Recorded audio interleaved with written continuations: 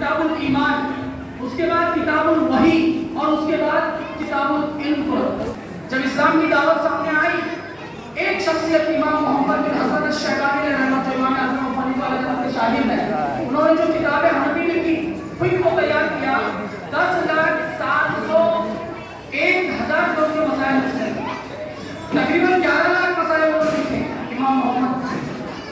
اور اس کے بعد آج میں آپ کو ایک بات واضح کرنا چاہوں کہ یہ دین اور دنیا تو الگ چیز نہیں ہے، پہلے اس بات کو ذہن میں رکھیں۔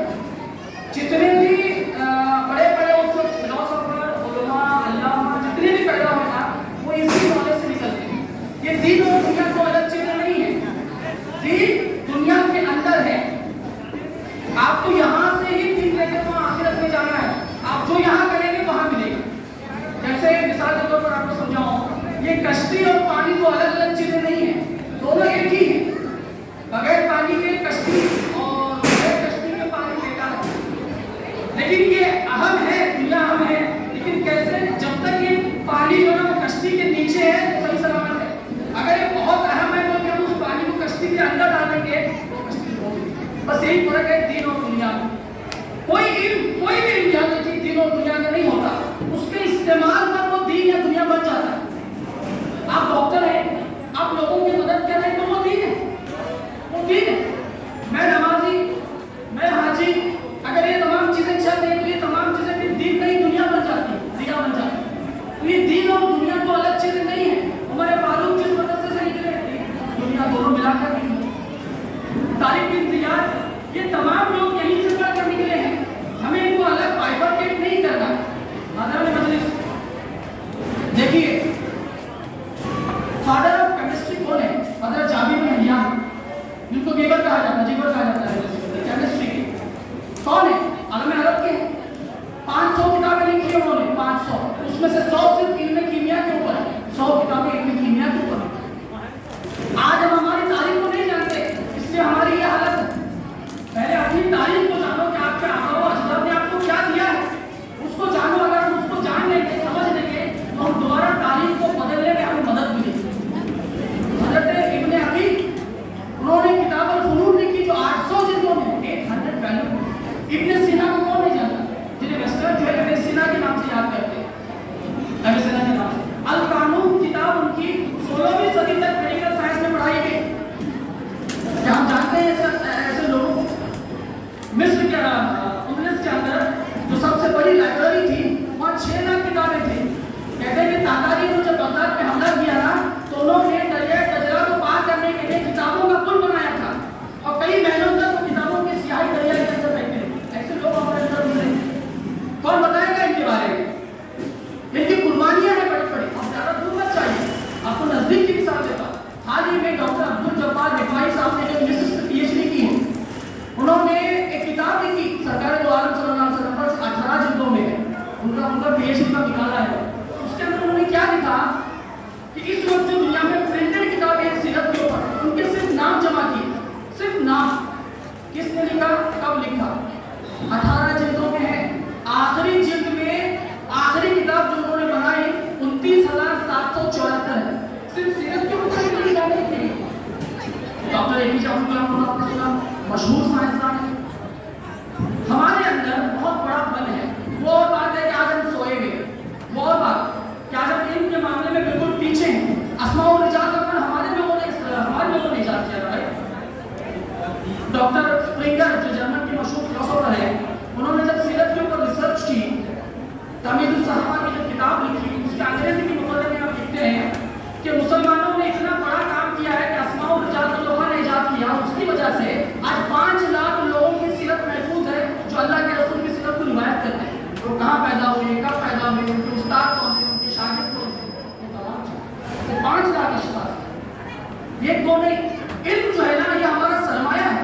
اللہ کے رسول نے کہا طالب العلم فریضۃ علی کل مسلم و مسلمہ، علم دین دنیا دونوں آ گئے، اس کا حاصل کرنا مرد اور عورت پہ فرض ہے۔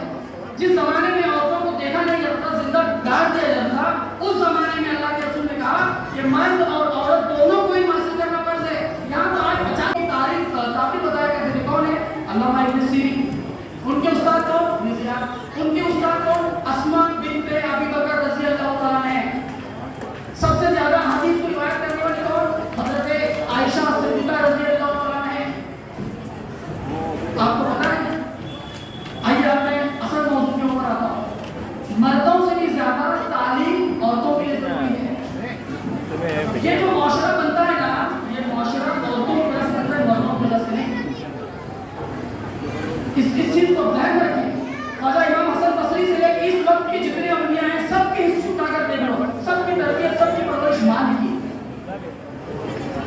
ख्वाजा कुतुबुद्दीन बख्तियार की तरबियत माने, हुजूर गौस आज़म रज़ी अल्लाह तआला तरबियत माने, इमाम बुखारी अलैहि तरबियत माने।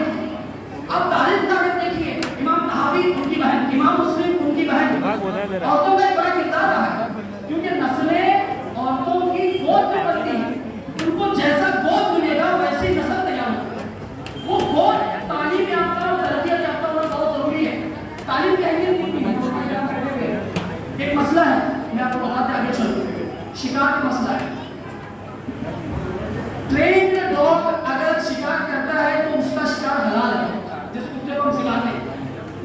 अगर बगैर सिखाया हुआ कुत्ता शिकार करता है तो उसका शिकार हराम हो जाता है। ये फर्क है तालीम और तरबियत में। कुत्ता भी तो इस लायक बन जाता है कि हम उसके बदले में जानवर को खा सकते हैं। इसके लिए ट्रेन डॉग है तालीम। तो ये अगर आज आप तालीम नहीं हासिल करेंगे तो कौमन के साथ आप आगे कैसे बढ़ेंगे, इस मुल्क के अच्छे शहरी कब बनेंगे। तालीम हमारा बुनियादी हक है। बगैर तालीम के हम आज के जमाने में सोच ही नहीं सकते। You can't think about anything. आज तालीम के साथ तरबियत का होना भी जरूरी है। हमें इस्लाम क्या सिखाता है, तालीम के साथ तरबियत दोनों देता है। जहाँ तालीम हो तो वहाँ या अय्युहल्लज़ीना आमनू तक़ुल्लाह व कूनू मअस-सादिक़ीन, ऐ ईमान वालों अल्लाह से तक़वा किया करो, सादिक़ीन की सोहबत में रहो, क्योंकि इस इल्म का सही इस्तेमाल वो सोहबत से करती है। वरना बड़े-बड़े डॉक्टर्स हैं, बड़े-बड़े इंजीनियर्स हैं, अगर उनसे इंसानों को फायदा नहीं पहुंच रहा, अगर उनके इंसानों से उनकी भलाई नहीं पहुंच रही तो तुम्हारा फायदा क्या, उस तालीम का फायदा क्या। अगर आप इंसानों को भलाई और फौकियत नहीं दे सकते, तो मैं आपको बता रहा था कि तरबियत के लिए सबसे ज्यादा अहम चीज औरत का तालीम याफ्ता होना बहुत जरूरी है, क्योंकि हमारी नस्लें वहीं पलती हैं। एक इमारत बना रहे हैं, अगर उसकी बुनियाद में आपने एक ईंट टेढ़ी रख दी तो फिर पूरी इमारत टेढ़ी रहेगी। इसलिए वो बुनियाद जहाँ रख रहे हैं ना, वो ईंट वो सीधी रहना बहुत जरूरी है, वो सीधी रहना बहुत जरूरी है। तो बताने का मकसद ये है कि आज हम ऐसे दहाने पे खड़े हैं जहाँ पर बगैर तालीम के आगे बढ़ ही नहीं सकते, बगैर तालीम के आगे बढ़ने के बारे में सोच भी नहीं सकते। तो करना क्या, देखिए हुकूमतें आती है जाती है, हुकूमत अपना काम कर रही है, हर तरह की स्कॉलरशिप दे रही है, हर तरह की स्कीम्स आ रहे हैं, फायदा हमें होगा, फायदा होगा। गलती क्या है, एक होती है इनफरादी और उसमें वो खासकर नौजवान। मैं सिर्फ इसलिए आया कि आपकी जो चीज़, आपकी जो दावत थी ना, वो सुना से यहाँ तक आया, जरूरत थी। एक इनफरादी इंसान जिस्म और रूह का मिलाप है, यहाँ रूह निकल गई तो इंसान मुर्दा है, वो किसी काम का नहीं। वैसे ही एक इज्तमाई रूह होती है, इज्तमाई रूह, ये हम जो बैठे हैं ना, ये हमारी इज्तमाई रूह है। जब कोई कौम अपनी कौम के बारे में सोचती है तो ये निशानी है कि वो कौम अभी जिंदा है, वो कौम अभी जिंदा है। और ये जो आपने फंक्शन किया ना, ये इस बात का सबूत है कि इज्तमाई तौर पर अभी हम जिंदा हैं, हमारी कौम के लिए कुछ कर सकते हैं, वरना तो फिर खत्म, वरना तो बात खत्म। आप तारीफ पढ़िए, तारीफ बड़ी अहम चीज है। हमारे जो सवाल का जो वक्त आया ना, वो हर जमाने में सेम रहा है, हर जमाने में, चाहे वो सुकूत बगदाद हो, चाहे वो दहली का सुकूत हो, कहीं भी हो, से क्या रक्स जुनून की कहते हैं, शराब, नाच गाना, पैसों का बेतहाशा पढ़ाना, ये तमाम चीजें जो है ना, बड़ी से बड़ी ताकत को भी फना और बर्बाद कर देती है। हमें हमारी कौम के बारे में सोचना। एक छोटी सी मिसाल लेके आगे, स्कॉलरशिप के लिए हर बच्चे को इनकम विकास सर्टिफिकेट बना, कितना खर्चा आता है उसके लिए, एक बच्चे के लिए कम से कम 500 रुपये, पता है क्या। ऐसे हमारे यहाँ 1000 बच्चे स्कॉलरशिप बनाते हैं। अगर वही हमारे जमात का एक हेल्पलाइन सेंटर है जहाँ हर कोई आकर वो जमा कर देता है और कोई एक जिम्मेदारी देता है, तो हम 30 से 25 लाख ऐसे ही हमारे लोग बना सकते हैं। सब लोग भूलिए ना, आप काम को सकते घूमना, मैं घूमना, वो घूमना। अगर ये सीरत कमेटी का कोई टिका पड़ा इंसान है तो जिम्मेदारी ले, वक्त दे दे कि बना वक्त में आप तमाम को अपने अपने डॉक्यूमेंट्स लाके जमा करो, सबमिट करके वहाँ से ले लेंगे। आपके लोग आधार कार्ड के लिए कहाँ घूम रहे हैं, एक साइबर, देखिए हमारे बच्चे बहुत हमसे भी आगे हैं साइबर कैफे में इधर उधर। एक बच्चे को कभी उसे दे दो ऑर्डर, उसकी भी जिंदगी चलती रहेगी और आपके लोगों का खर्चा भी बचता रहेगा। ऐसी बहुत सारी चीजें हैं, बेवा लोगों की पेंशन के बारे में कहाँ घूमे नहीं बिचारे, दूसरे माजूर लोग हैं। ऐसे हेल्थ सेंटर्स का होना आज के जमाने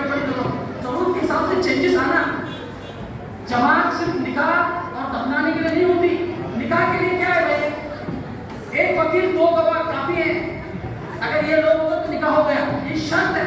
लेकिन हमारे लोगों ने क्या किया, इसमें बेतहा शर्त था।